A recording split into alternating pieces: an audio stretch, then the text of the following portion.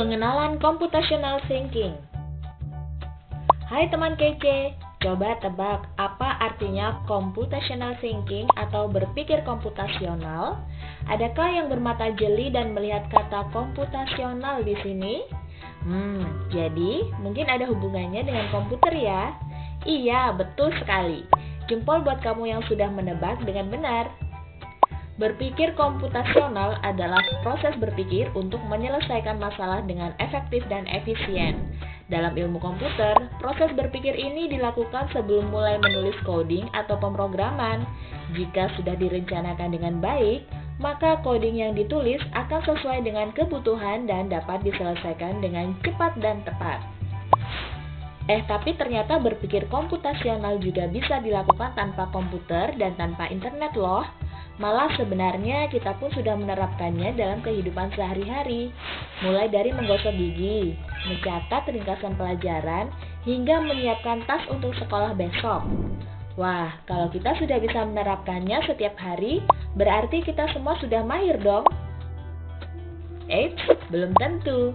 Contoh-contoh tadi kan menerapkan berpikir komputasional pada masalah yang sederhana.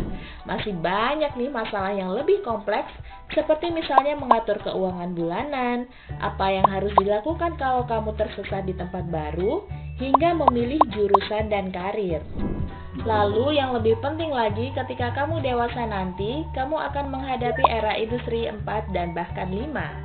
Di sini kamu perlu kecakapan untuk memanfaatkan dunia digital, mulai dari mencari dan memilah informasi yang kamu perlukan, hingga menggunakan informasi itu untuk membuat keputusan penting dalam hidupmu.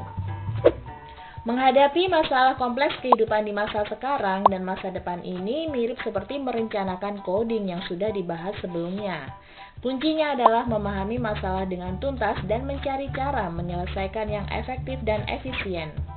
Nah, kalau begitu, bagaimana agar kita bisa berpikir komputasional? Sekarang kita bahas ya, 4 landasan dari berpikir komputasional. Yang pertama, dekomposisi. Dekomposisi artinya membagi masalah kompleks ke bagian yang lebih kecil agar mudah diselesaikan. Misalnya, kamu ditunjuk jadi ketua panitia lomba 17-an. Maka, untuk memudahkan pelaksanaan, kamu bisa menunjuk panitia bagian acara, konsumsi, publikasi, keamanan, dan lainnya.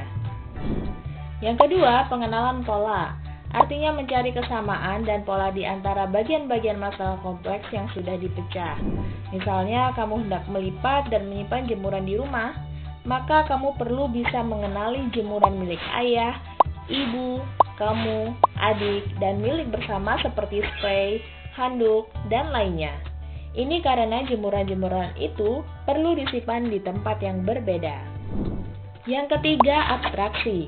Artinya fokus pada informasi yang penting saja, mengabaikan detail yang tidak diperlukan. Misalnya kamu hendak menceritakan pengalamanmu berwisata ke luar kota.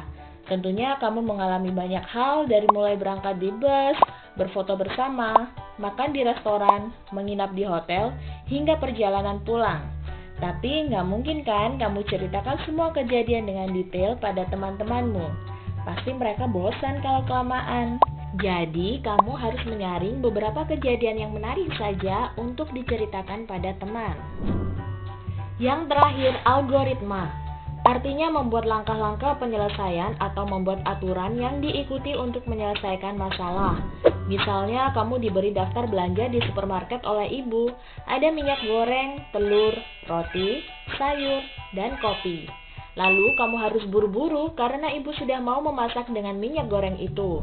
Nah, kalau seperti ini, satu cara yang efisien misalnya mulai dengan mengambil barang yang paling dekat dari pintu masuk hingga terakhir yang paling dekat dengan kasir.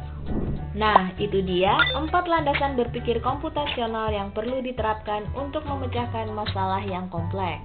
Lalu berikutnya, apakah ada cara untuk mengasah kemampuan berpikir komputasional?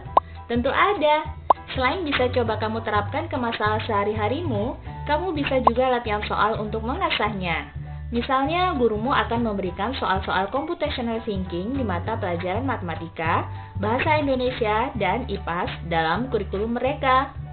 Selain itu, kamu bisa ikut tantangan Bebras Indonesia juga. Yuk coba simak satu contoh soal computational thinking.